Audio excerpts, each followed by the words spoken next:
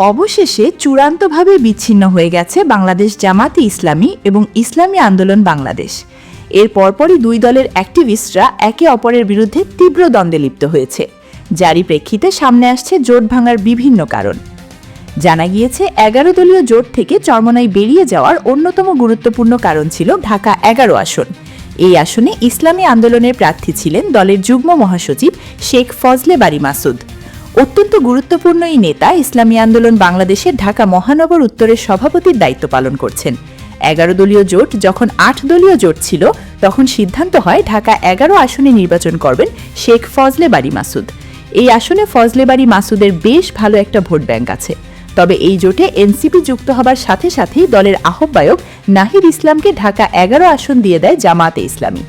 জানা গিয়েছে এ ব্যাপারে ইসলামী আন্দোলন বাংলাদেশের সাথে কোনো ধরনের সমঝোতামূলক আলোচনাও করা হয়নি, যার ফলে 11 দলীয় জোটে ইসলামী আন্দোলন না থাকার অন্যতম গুরুত্বপূর্ণ একটা কারণ ছিল ঢাকা 11 আসন কেন্দ্রিক এই দ্বন্দ্ব।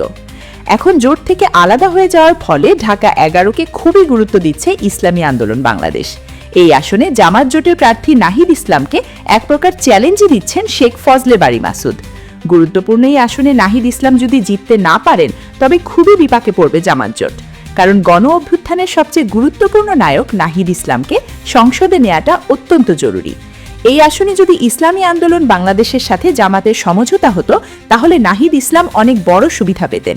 এখন বাস্তবিক অর্থেই তিনি বড় চ্যালেঞ্জের মুখে পড়ে গিয়েছেন, কারণ ঢাকা 11 আসনে বিএনপির প্রার্থী এম এ কাইয়ুম এই আসনে বেশ ভালো প্রভাব বিস্তার করে আছেন।